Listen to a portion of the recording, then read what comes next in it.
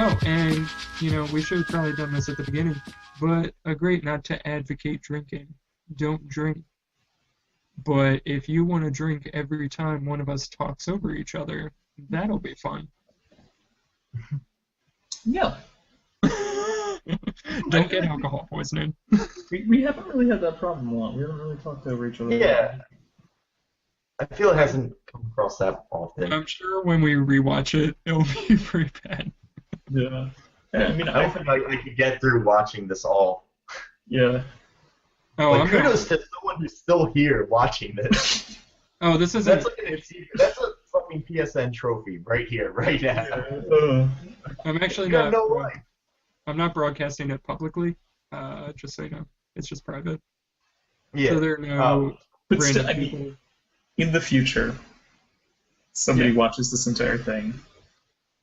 Kudos. When there's hoverboards, future, watching it on their Google Glasses, on their jetpacks. When you guys rediscover the internet, and it's extremely slow, not plugged directly into your brain speeds, enjoy this podcast. It's a nice gem from 2014. Ebola is a thing right now. You probably have a cure for that. That's fun. Yeah, I went to they just found Ebola at a Williamsburg bowling alley, and I went to a separate Williamsburg bowling alley yesterday. And you had a little bit of a panic attack? No. I mean, I knew going in. It was a gigantic bowling alley, though. I didn't even know where the actual alley was. It was so big. Breeze, giant dance floor, bars everywhere. Next time you're in, you guys come visit. I'll take you to Brooklyn Bowl. I'm never going to New York again. There's Ebola there. It's a quarantine zone, Nick. They've already bombed the. You can't get out. We're actually running safety procedures at work in case there is like a giant Ebola outbreak. Nick, if there are zombies, call me. If zombies start running around, call me. I'm coming to get you out. And we're going to Maine. Oh yeah, I would definitely head to Maine, somewhere cold. Dude, Maine is like the #1 zombie survival state. Like on the states listed that would survive the zombie apocalypse, Maine I think is #1. I mean, like the worst. Everyone here has guns. Beijing to be. Yeah. So just a real quick side. We're all from New Jersey growing up. You can't really own a gun in New Jersey. I'm pretty sure it's illegal to have a gun in New Jersey. Just like if you even had like an airsoft gun, you would be arrested. But I live in Maine now, and I've actually been working as a bike tech at a sporting goods store for probably like 4 months or so, and they sell guns there. And I'm just like, I build bicycles. That's my forte. And people will come over and be like, oh, where are your 22s and blah, blah, blah, blah, blah. And I'm like, I don't know what that is. Do you want a GAT? I lived in Philadelphia for a while. I know what a GAT is, but a Remington 22, no, not sure what that is. Is that some sort of ski? Oh, really creepy. Oh, Remington is like my favorite Call of Duty ghost gun. Yeah. I know If I can tell a quick creepy story from Dick's, though, I had a customer come in. I don't know if there's any sort of customer confidentiality, but I'm about to quit that job anyway, so who really cares? He was looking for dicks. No, this customer came in, and he bought, I worked in the bike and fitness department, so I helped sell him one of those like torso punching bags that looks like a human body. Mm-hmm. And I was taking it out to his car, and I was talking to him. I was like, oh, are you an MMA guy?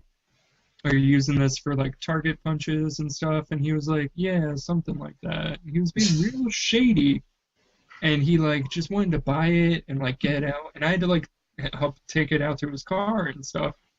And he was like, oh no, that's fine, I'll take it. I'm like, no, this thing is a waste of time. I don't want you to hurt yourself. We'll get in trouble. So he's like, okay, I'll just pull my car up. So I'm sitting there on the curb waiting, and he like skirts up real quick in this big SUV. And he's like, just put it in the back seat, and like opens up the side door, and there's all this like camping shit in there and all sorts of stuff. And I'm like not really paying attention because, I'm at work, so I'm just like zoned out thinking about podcast ideas. So I'm trying to cram this thing into his back seat, and I'm like, it's really not fitting. Can you pop the trunk up? And he looks at me, and he's like, yeah, like super shady. And he opens up the trunk, and I just put it in there, and I'm casually talking to him. I'm like, oh, are you going to use this thing for target practice? And he's like, yeah, something like that. And I just saw out of the corner of my eyes, and I didn't really catch it at the moment, his trunk was just full of guns, full of ammo, like thousands and thousands of rounds of ammunition, probably several semi-automatic rifles. And there are a lot of ex-military people. Maine is a huge veteran community, so it's not weird for somebody to own a ton of guns. It's not weird for people to go hunting. But body armor, helmets, like all sorts of shit. And I was just like, yeah, have a nice day. And went inside, and it didn't really hit me until I walked back inside. But I was like, I just sold a human-looking torso to a man with a lot of guns who's going to use it for target practice. Could he be practicing to shoot humans? Do I need to call someone? And I went to my manager. I went to all my managers. There were like 5 managers on duty at the time. I was like, we need to call the police. This person is practicing shooting people. And they were like, that's fine. Did he buy his guns from here? He didn't? Not our problem. I'm like, he could come back to the mall and shoot all of us. And they were like, that's not going to happen. It's Maine. Everybody's super nice here. Which is true, everybody's super nice here. And it probably wouldn't happen. But still, so shady. Like, shadiest thing, shadier than anything that has ever happened to me in Philadelphia. And I got chased by a feral dog, that's the word for it, in North Philly, which was terrifying. It chased me. A feral pit bull that had tits saggier than Miss Chokes on Dick from South Park. I kind of thought that story was going to go in a different direction, and I thought that man-looking punching bag was going to be like his new boyfriend, kind of like put him in the passenger seat. Oh, I wouldn't be surprised if he did that too. He probably TJ are boyfriends now. Yeah, he probably kisses it before he blows it apart. But anyway, so that was completely off track, and that will probably be the intro to episode number 2. So welcome back to the Squadcast. Thank you for listening. I just picked a booger. I'm picking a booger right now. He's doing it. Where am I going to put it? Nobody knows. Anyway, welcome to episode 2. We are still in the midst of our top 5 games list. This has gone on for way too long, but it's not over yet. So stay strapped in and keep your strap-ons on and love your lovers. 3 hours and counting. Oh yeah! But anyway, so we're on our number 2. So Joey, why don't you start us off? I will start it off in video. All right. So I mean, I would say I'm putting this up here because it's. All right, my number 2 is Minecraft. Yeah! Oh, hang on. Just keep talking. All right, and because oh god, oh man, who's gonna explode, guys? Kevin has a creeper hoodie on, and he just zipped it all up, and wow. Wow, that is. I love the headphone cord. It looks really. Yeah. But, this is truly terrifying. This is what creepers look like on the inside. yeah, that is it's very strange. Kevin's the creeper. Dude, I never need a Halloween costume for the rest of my life, though. I'm set. Yeah. Okay, so let's just unzip this a little more. Show some. Nice. Let's see some boobs. Boobs. This is the key to my chastity belt, by the way. Okay. That's Nice. good. Okay, Sex is Joey. bad. Sorry, Joey. I tangented in the midst of your story. Oh no, it's fine. I don't care. Aside one, I think definitely Minecraft is a game that I just wasted so many hours on. I just clocked so many hours into that fucking game. Wasted?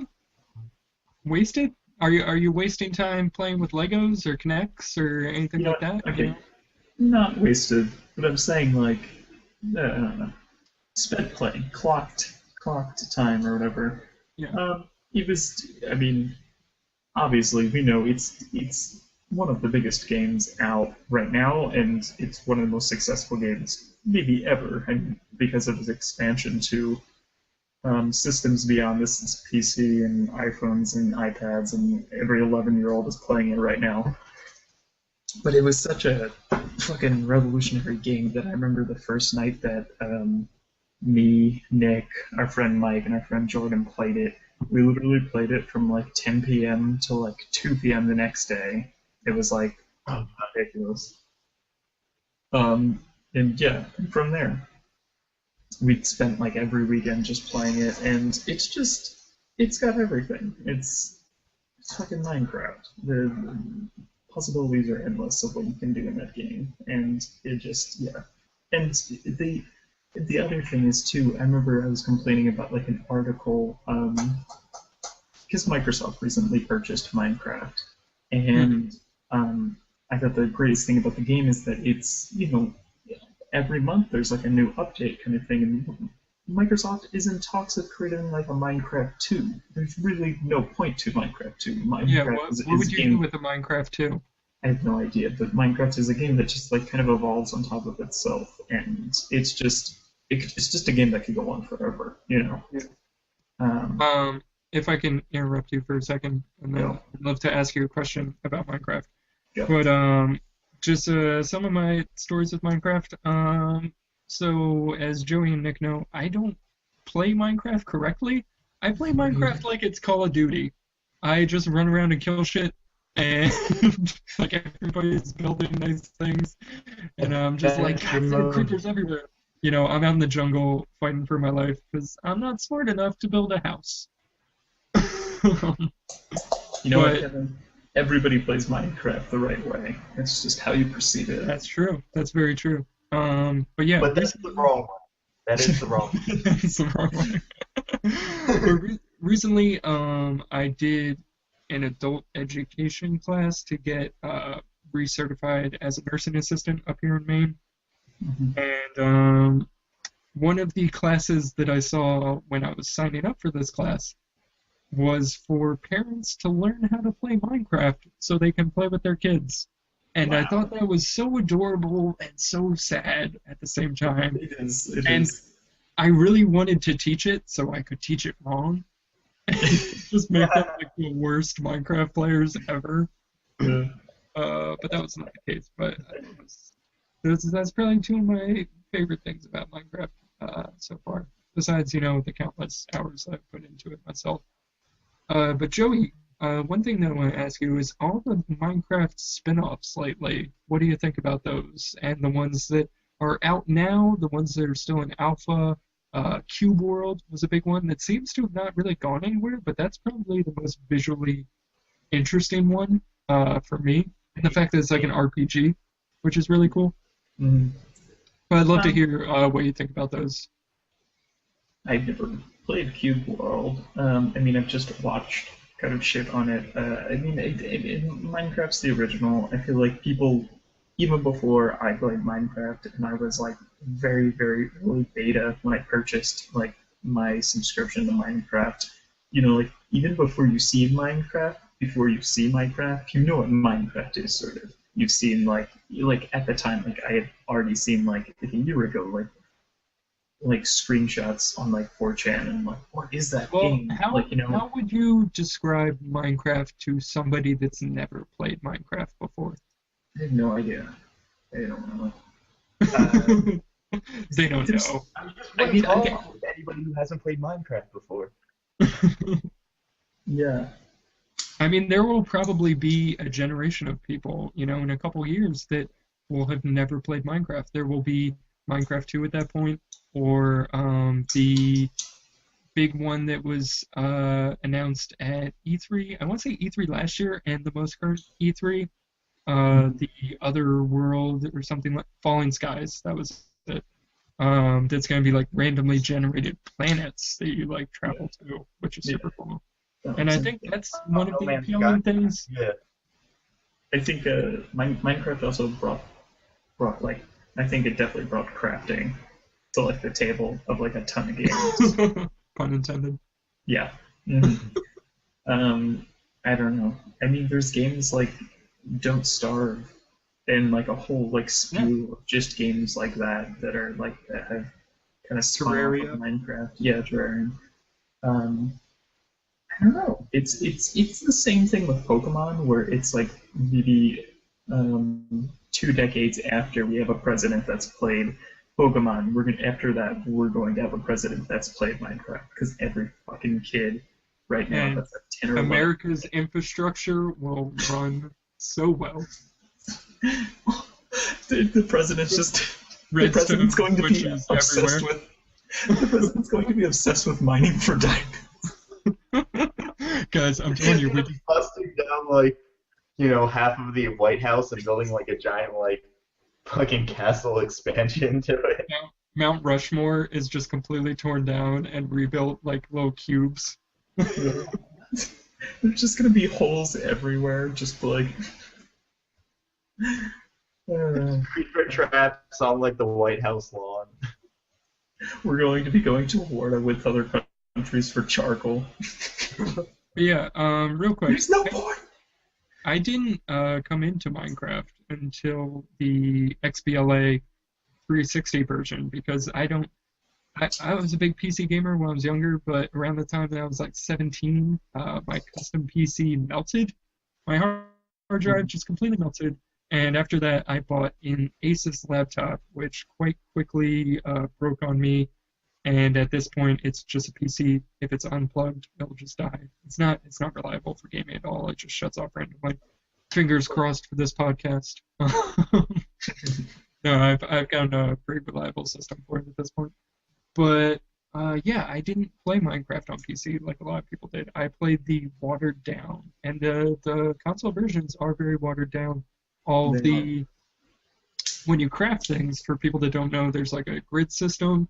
In the PC version, like if you want to build a pickaxe, you have to put like a stick at the bottom, and then like 3 wooden planks at the top or whatever, put in the shape of a pickaxe, and then you'll build a pickaxe. But in the XBLA version, you just go to your handy-dandy menu, go to pickaxe, and if you have the items in your inventory, you can build it. See, that was the beauty of.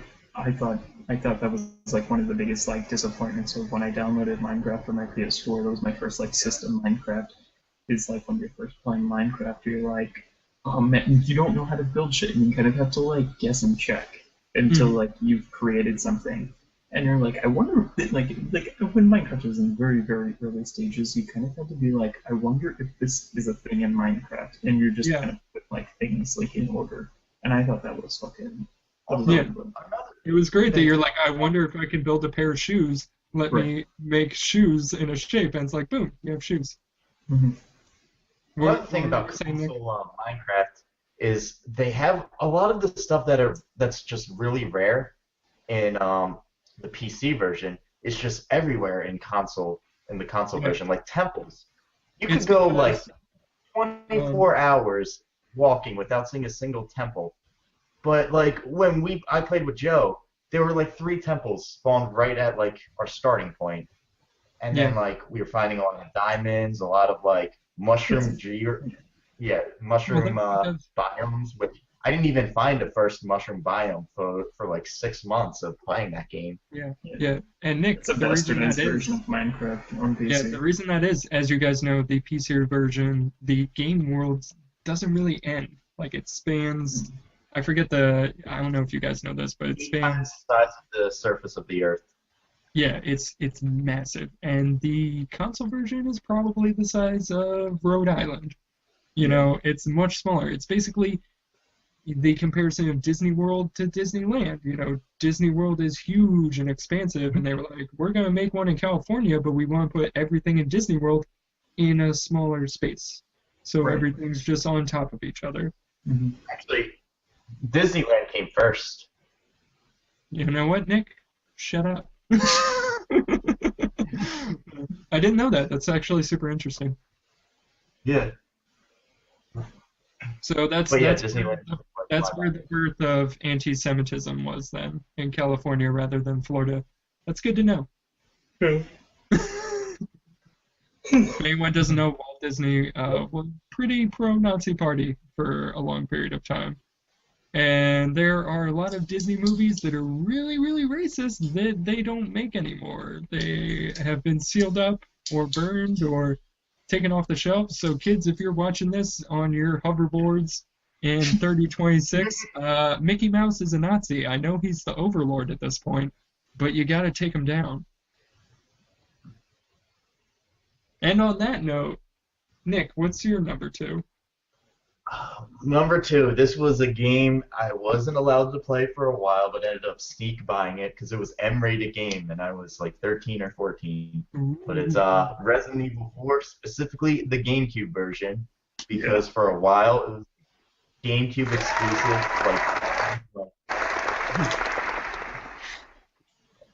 But yeah, it was just one of the only Nintendo games that was just a hardcore, mature rated, gory, terrifying game. It was also like, I was discussing this with Kevin a little while ago, really just revolutionized third-person shooters in general, because, third-person shooters, they sort of fell out of favor around that time, and the ones that weren't that good.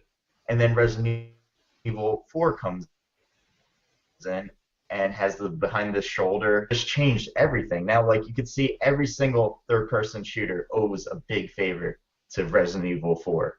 But I mean, one of the reasons why I love it is the setting is just generally creepy. You're not fighting zombies, you're fighting these like crazed villagers with like this plague in their brains, and they just come at you nonstop. They just always creep towards you. They may dodge a bullet or two, but it's just truly terrifying and unsettling. Also, the chainsaw guys, randomly, this doctor, I forget what his name, I know he was a doctor, Dr. with like his Salvatore. face wrap. Dr. Salvatore. Yeah. He'll just come at you with a chainsaw. He's way harder to kill than the other guys, the other like regular villagers. And it's truly terrifying when you're just playing and you see your characters get just chainsawed off. Yeah. It's that game really holds nothing back. The bosses are fantastic. Like, I remember one guy just like basically turns into a centipede, and during the boss battle, he like shoot off half of his body, and then he's like sort of like swinging around in the rafters. Another boss is this armored alien thing where you can't even kill him. You just have to survive in a closed area for 4 minutes, which is the longest 4 minutes of my life. And terrifying. And just the graphics, I think, still hold up. It's a shame that the Resident Evil series just went downhill after Resident Evil 4. But Nick, yeah, if I can ask you a quick question, did you ever play Resident Evil 4 for the Wii version? I have not. I hear it's fantastic though. It is probably the only positive use of motion controls in a Wii game. It makes the aiming so much. It turns Resident Evil 4 into a more immersive House of the Dead, basically. It turns it into a light gun game, and it's awesome. Yeah. Everybody consistently says that's the best version, but like, I grew up. I have it actually on PC. I've been replaying it recently. Ooh, how was that with a mouse? There's nostalgia that's like attached to GameCube controllers though and shit. Like, yeah. I actually use my Xbox controller for it because I'm still like clunky with the mouse. It sucks. Yeah. I just can't do shoot. Well, being PC Jones back in the day, the fine movements you can get with a mouse are so much more precise than any control stick ever. I will say that. Oh yeah. I mean, I'm just not used to using my mouse controls for shooters. I know it's better, but like dear God, I remember playing Call Weekend on Steam on my PC, and it was a nightmare for me. I Hmm. I couldn't kill anybody. But yeah, just Resident Evil 4. The story's great. It has, you know, you play half the game and then you get a follower with you, Ashley, and it just completely changes up the whole dynamic. Like you could, A, if she dies, game over. Hmm. B, she helps you solve puzzles and stuff. C, you can look up her skirt. When she climbs ladders, you can look up her skirt, and then she yells at you for looking up the skirt. So Amazing, truly amazing. Nick, what was yeah, your favorite? There, Resident Evil 4 is a game of big moments, big blockbuster moments, and there are a lot in the game. There are some that are, just a couple seconds long, and some, like you were saying, that 4 minutes of staying alive with that boss. What was your favorite scripted moment in the game? uh, you mean like the the quick time actions? Also, No, yeah, no, this was the or just yeah, scripted. You know. yeah, Probably when you and Louise are holed up in that house and you have to survive for like 10 minutes. yes, Um, yes. it's Hang on. you have just hordes and hordes of zombies coming through windows. You have to like block them off, and you get overrun so fast. It is truly difficult to beat that part. Yeah, Um, yeah. ammo is a huge problem there. Hmm. I remember a lot of times I get down to flash grenades and I'm just stabbing zombies, hoping something goes through. And you have to And you you have just to cover Louise the whole time too. That's yeah. one of the few moments where you're stuck with Ashley for most of the game, who doesn't pick up a gun. She's not helping you. You have to take care of her. Louise was a great supporting character in that game because he wasn't afraid to pick up a gun and fight right alongside you. And Hmm. that Yeah, was really and it was tragic how he died. Oh, oh spoiler alert! But I mean, spoilers the game's for a a decade old if you 12-year-old haven't played it game. yet. Yeah, that's But that's yeah, I definitely can't. that's definitely my favorite moment as well. That is Yeah. nail chewing bliss at its best. And Yeah, I you also just like how fucking remember this game. Like remembering this game is like remembering like Luigi's Mansion. Like oh, You don't remember Luigi's Mansion? I I love don't. Luigi's Mansion. I don't remember Joey, Resident you've Evil drank. 4. You gotta stop drinking, man. You gotta stop. I should stop just. Joe, if you could somehow, Joe, I think I have a copy of it on the GameCube. I'll let you borrow it. It's really fucking good. Just I it's remember. I really remember. I remember Are, liking it. are I we just don't remember much about it, honestly. are we still talking about Luigi's Mansion? We're talking about Resident Evil yes. 4. Well, both. I love Luigi's Mansion too. Yeah, I I thought like that Luigi. Yeah. was underrated games of all time. That and like Star Fox Adventures. God, the GameCube was an awesome Yeah. system. But yeah, Nick, with your favorite moment as well, my least favorite moment, I'll go first this time, was definitely the knife fight with Crowley. Was that his name? Oh God, yeah, that was That so was bad. it wasn't bad, it was just so hard. And you literally just had to memorize it. Like there was no way to beat it in one go. And I got stabbed in the chest so many times. Honestly, I think the whole like final boss bit is a bit disappointing. From like when you're facing Lord Sadler too, where you're just Yeah, basically rocket launchering him yeah. Shoot over and the over again. shoot the giant Zelda eyes with an RPG. Yeah, exactly. It is, and it's. I felt that was the only lazy boss when there were just so many inspired bosses, like the little that one kid with the castle, how he Yeah, turns the into like this Napoleon guy. like, yeah, zombie planet. Yeah, that was also creepy. He looks so old, and then he's like, "Oh, I am 20 years old." Yeah, yeah. Dude, do you remember the scene in that castle when you're running away from the giant statue? How Oh hilarious is yeah, that? and like fucking yeah, the statue of Napoleon is chasing you. Because Um, that's that probably was one the of the greatest things about Resident Evil 4 as well. Because as you know, I'm not a big survival horror guy. I don't really like survival horror games. It's not that I don't respect them. I can't play them. I'm Yeah. terrified. And Resident Evil 4 gives you enough guns and enough ammo to feel safe in this ever darkening world. And I love Resident Evil 4 for that. It's an action game more than a survival horror game.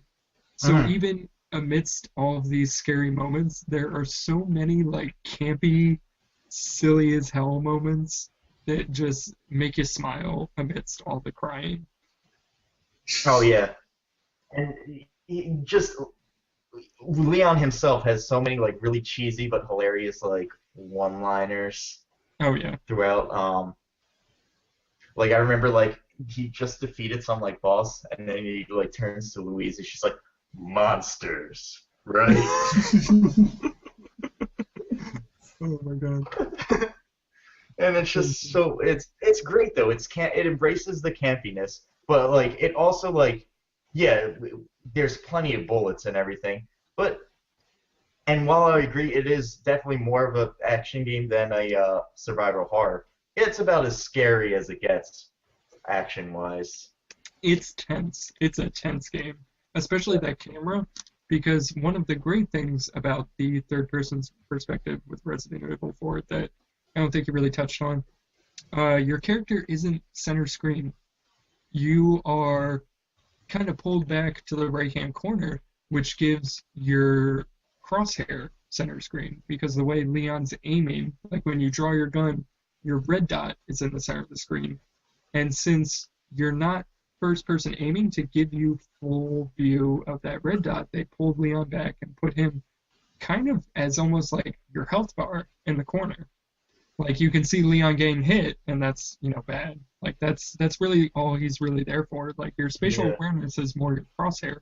So there will be enemies that come at you from your blind spots that you didn't see coming, like because you can't see more than 2 inches behind you, and 2 feet to your right hand side.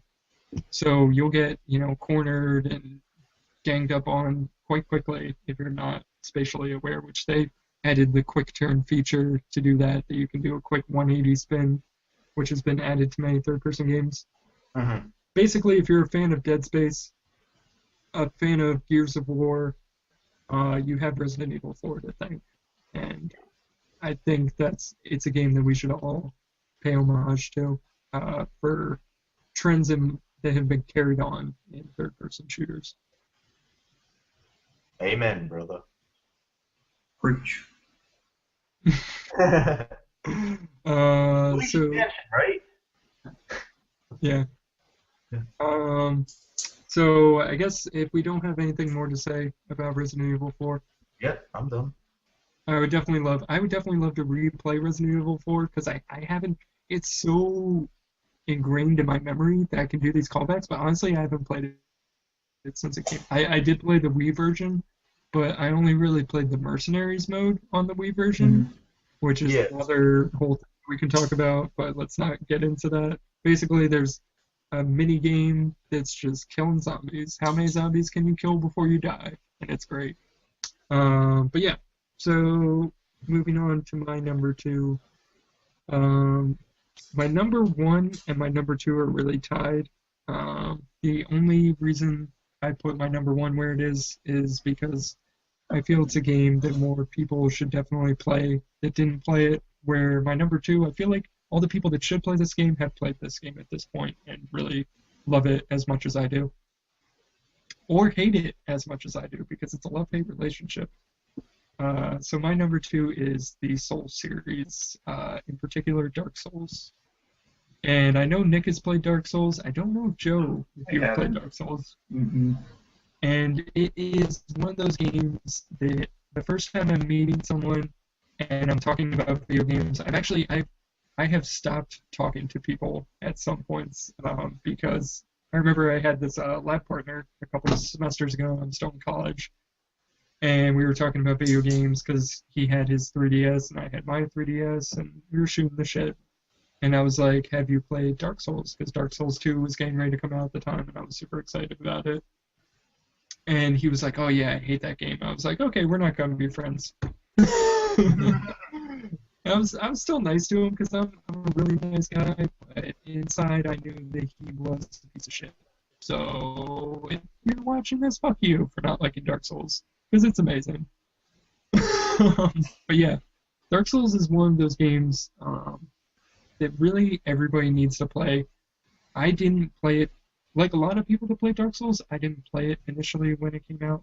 My older brother got it for me for Christmas. I want to say 3 years ago, maybe. It was either two or it's probably 3 years ago at this point. Um, and this was, where Joey was saying that there was a span where he wasn't really playing games. I was kind of in a funk where I was only playing first-person shooters. Borderlands 2 had just came out. Um, Black Ops 2, Call of Duty was out, and those were really the only games I was playing. I was taking classes at community college at the time. I was working 2 jobs. I was kind of just skating by, and I didn't really have a lot of money to buy games. So I was really just, playing games that satisfied my lizard brain to shoot things and kill them and, make me happy amongst the stresses of work and college. But he got me Dark Souls, and I remember I was really, really drunk Christmas night. It was Christmas Eve, and he was like, I want to give you your present early.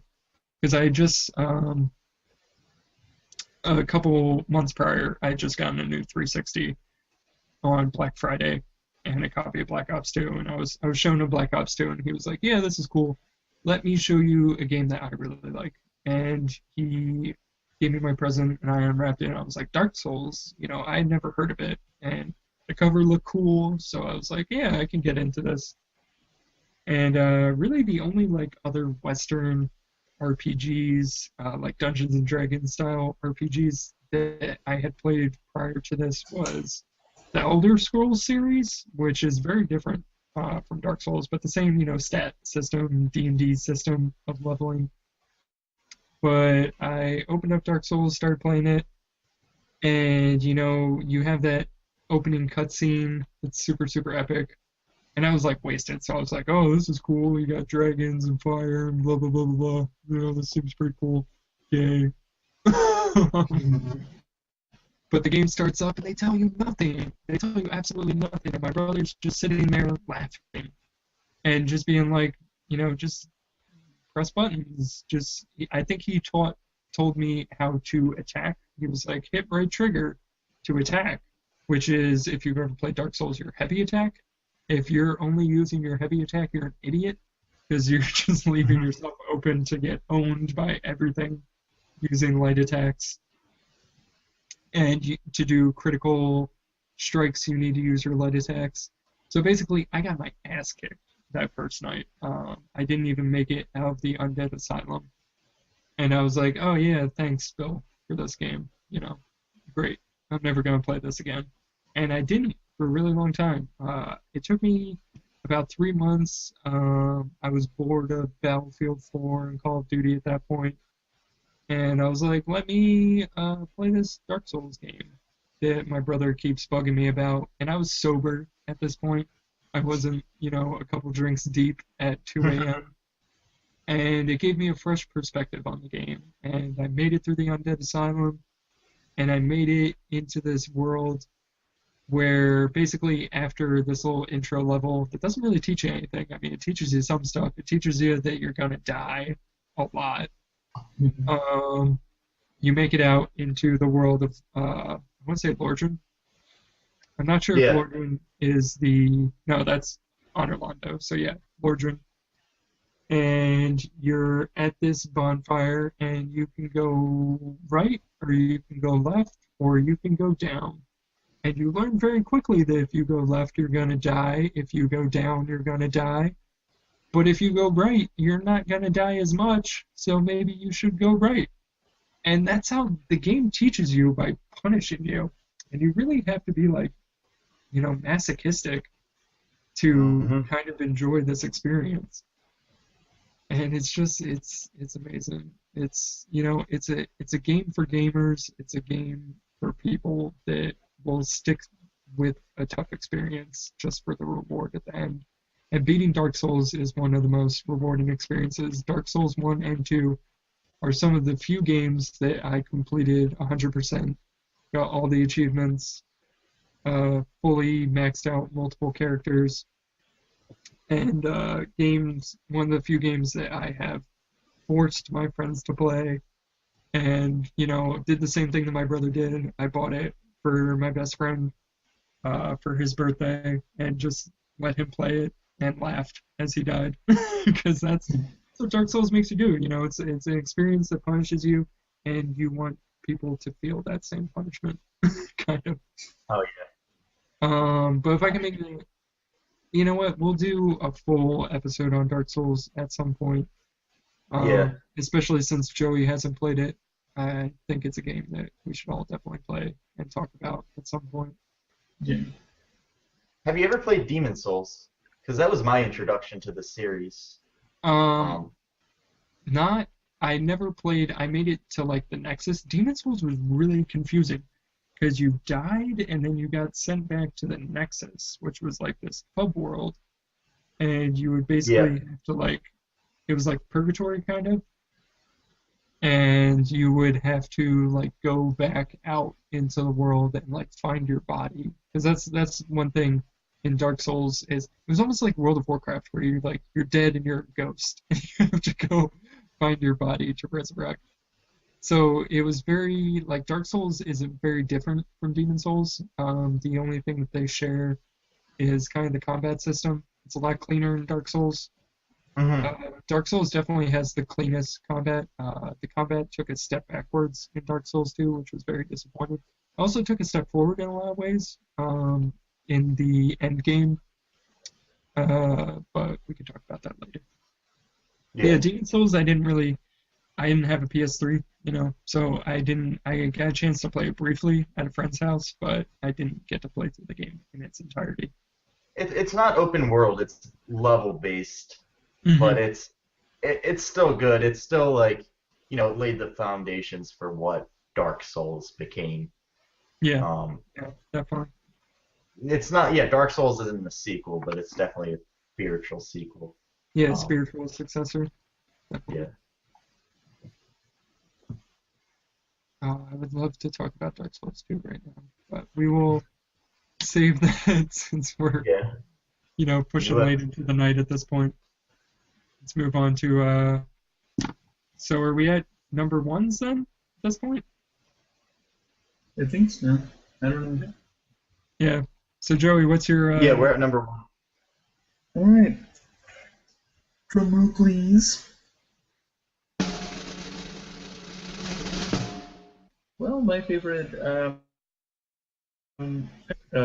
revisiting sort of the video game awakening, I really after I got into like college or whatever, I fucked around with like Mario Kart. I mean, which is always going to be one of my favorite games or whatever. But like, I was kind of like, after that, it was I just wasn't really into games for like a really long time. Like video games where I thought I kind of was like done with video games.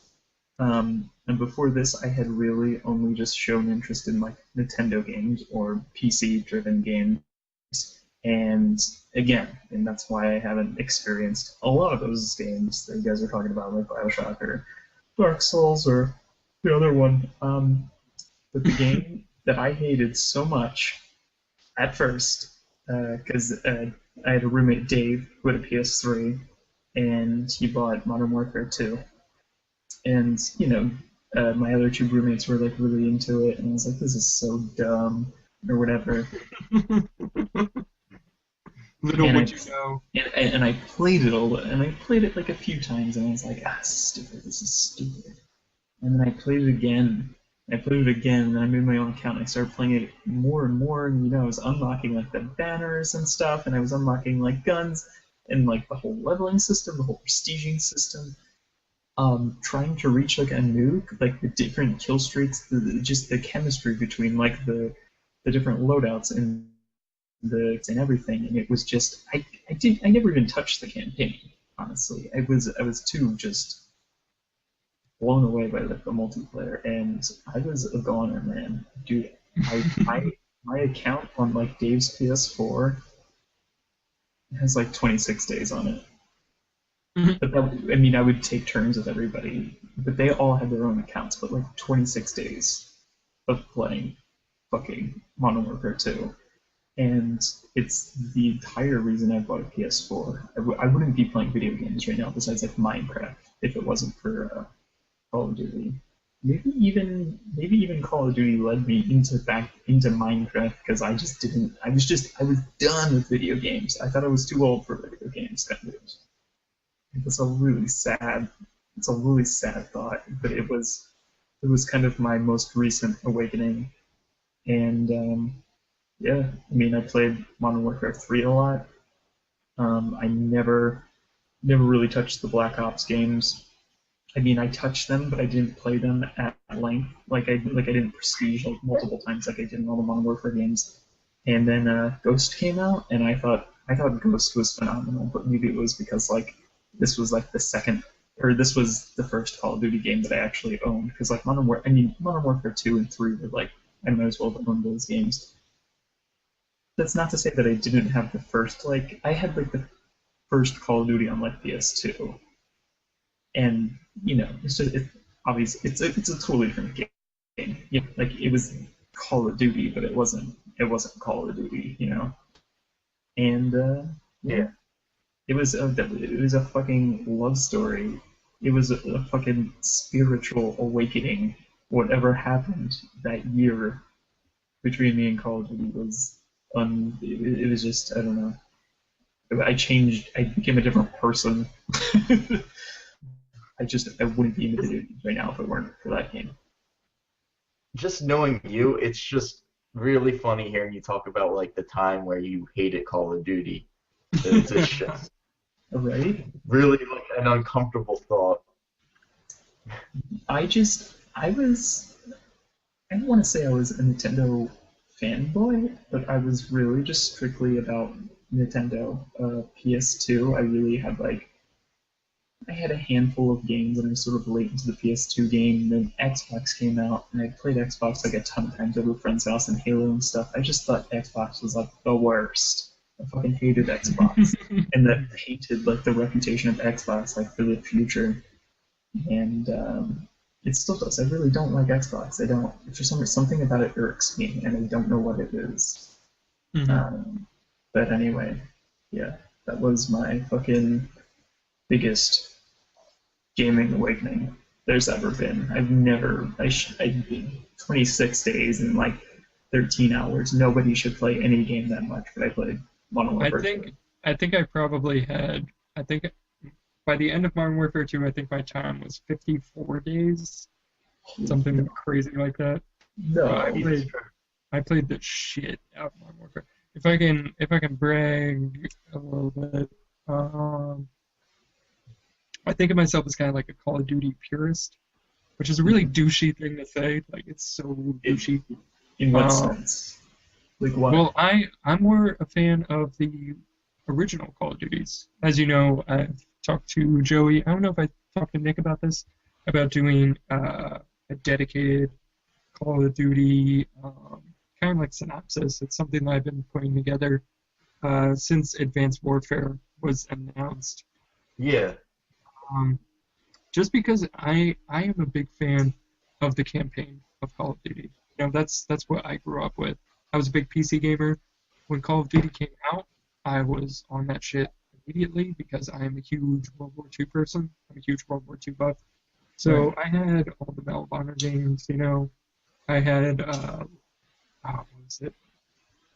All the like sim games. I don't remember the brand. I think it was like Jameson or something like that. I don't remember, but they made like sim games. So I had all like the fighter plane games Mm-hmm. and the tank sim games of World War II, and even the fucking submarine games, which just made no goddamn sense to me. I don't even know why I had them. Mm-hmm. But yeah, I got Call of Duty 1, and it was amazing. Mainly because of the Iron Sights feature, the fact that you could snap your gun up, which just oh totally yeah, immersed me in the game because no other game had done that before. You could aim with a sniper rifle in games, but it would just immediately put you in a scope, like you were just looking straight through. You could never pull up your iron sights. And Right. just the, like, I know when they make Call of Duty, they used to do this in games. I don't think they do it anymore. But they would go out to firing ranges and actually fire the guns and record the noises of that and then use it in the game. And they would record, the way the bullets come out of the gun. And it They was still do that.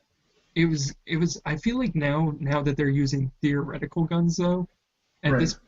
this point it's like in Call of Duty it was like 70s porn. Like there was still Bush. It was real. And now with the new Call of Duties, it's like fake tits and spray tans and just this unrealistic like hyper violence that we're obsessed with, like I feel like in Advanced Warfare, it's going to be like Elysium-style weapons where you're like shooting people and they just like explode into a cloud of red dust, shit like that. Which is awesome, that's super cool, but it's not real. Like, the original Call of Duty games are fucking gritty and real. Like, you went to World War II is definitely the most glorified war, but it was also a world war. It was millions of people died. The Holocaust happened. Like it was a very dark time. It was very racist. It was one of the first wars where African Americans were allowed on the field of battle, but not in forward combat roles because the white people didn't want them fighting next to them. They didn't trust them. So they were mainly in support roles or in Civil War style all black suicide squads that were just thrown at the enemy basically as cannon fodder. So it was, the only war probably, and I don't want to say that any war is good, but probably the only war more brutal than World War One. World War Two was World War One because by World War Two they had banned chemical weapons, which were, widely used in World War One. But yeah, Call of Duty. I've talked to Joe about this. I feel like the campaign has really lost its way just because it's lost popularity in the games. The main reason why people play Call of Duty is for the multiplayer. There are plenty of people that get Call of Duty on day one, and by the time they traded in for the next Call of Duty iteration, they have never touched the campaign. Mm-hmm. And I remember in like Halo and stuff like that, like you would get special items in the multiplayer from beating the single-player campaign, which was a nice feature. So that way you had to play the campaign. You had to see this thing that the developers put their heart and soul into. And that's not really a thing anymore. And people don't really play the single-player experience. But I've played them all. All the expansion packs for the original Call of Duty on PC. Call of Duty 2 is probably my favorite Call of Duty, just because it's so good. But yeah, as the campaigns evolved, once we got past Modern Warfare 2, Modern Warfare 2 was pretty much the death of the duality in the Call of Duty campaigns. In the original ones in World War II, you were playing as the Americans, the British, and the Russians. So you saw all fronts of the war. You saw the violence over in Russia. You saw the espionage of the British campaign. And you saw the brazen patriotism of the American campaign. And you got to see the war from these three different perspectives, and they were all very different. The thing linking them together, of course, shooting Nazis, because Nazis are definitely the worst. That's, just shoot them. You can never feel bad about shooting a Nazi. Not a German, a Nazi. It's different. Yeah. But in the more recent Call of Duty games, we've kind of lost that duality, at the end of Modern Warfare 2. Since, Joey, you never played the campaign, so you don't know this. But an American is the bad guy in Modern Warfare 2. And basically, you find out that he kind of started this whole fake war as a ploy to finance his own private war and private, terrorist funding, basically. Like, he was starting all these wars just kind of to keep the American military alive. Like, this was at a time where the war in Afghanistan and the war in Iraq were still dragging on, and we were trying to end them. And this was somebody that was kind of blindly patriotic and trying to glorify war. So really the campaign was, trying to not glorify war, which was kind of a beautiful thing. And then Black Ops came out and the game opens up with somebody burning alive in a tank, and it's just violence, violence, violence, guns, guns, guns, more violence. And, up until this most recent campaign that's going to be coming out in Advanced Warfare, I feel like Call of Duty has kind of lost its way, but Advanced Warfare looks like they're going to be reeling it back in. Ghost did a pretty good job. I don't want to talk about it too much, but yeah, it looks like Advanced Warfare is going to be a return to the old Call of Duty that I knew and loved. I still love them all just because it's a great Twitch-based shooter, and I love Twitch-based shooters. So yeah. Kevin Spacey factor in Advanced Warfare. Oh yeah, that's gonna be great. It is. Yeah, I guess I'm up. Yeah. Yep. Hang on. This one is actually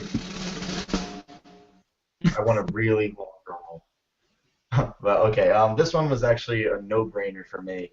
But I have to go with The Elder Scrolls Skyrim. I've been basically growing up, I was strictly Nintendo, and Oblivion was the first thing that made me to consider getting another console that wasn't, that wasn't Nintendo. So yeah, Oblivion sucked me in, and then Skyrim, it just was such an amazing experience. I mean, you create your character, you could create him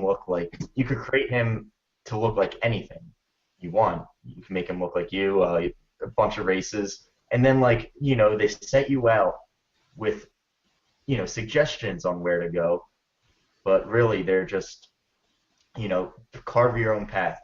If you don't want to, you don't have to touch any of the main quests. You can just go out there. If you want to just run around, kill people, you can do that. If there's a mountain in the distance, you can just walk to the mountain. There's just countless numbers of handcrafted dungeons. You can easily spend just hundreds of hours on a character, and you wouldn't even see half of the game. There is issues I have with it. It's very buggy at times. The combat isn't quite there, but the magic system is brilliant. They took a page out of BioShock's book with the magics. But yeah, it's just so immersive. I mean, I play on PC, so I have a bunch of mods to make it look like real life. But I just love the idea that you truly dictate how you want to play this game. You don't have to touch a single quest, and you can have a great time playing it, which is what I usually do. I just sort of go out there and discover shit on my own. And then the story's pretty solid. The campaign is lengthy if you want to beat it.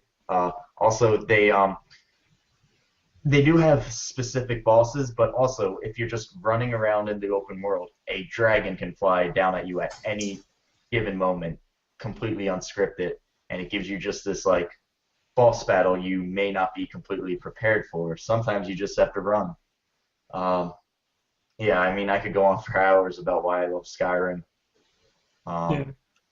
Nick, if I could interject, Skyrim, I had kind of the opposite reaction to the thing that I still love it about the game as well, but the scope of the game was almost too intimidating for me sometimes. It was a huge game. Yeah, it was a game that I had to step away from at several points. And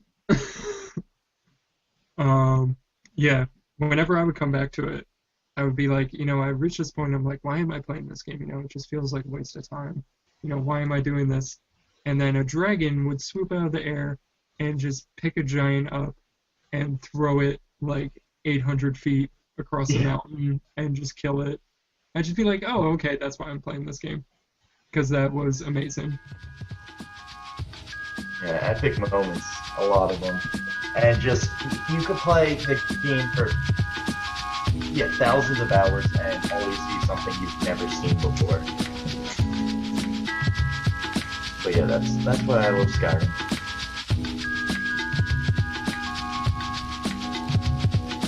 Kevin.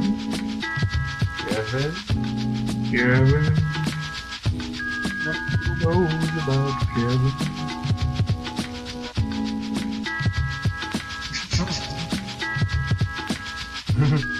Kevin?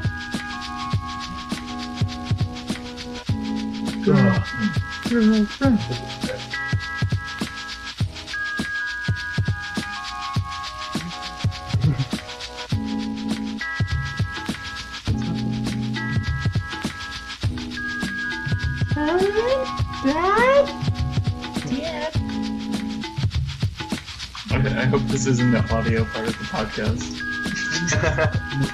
Just silence. Take this time to reflect on what you heard tonight. The long.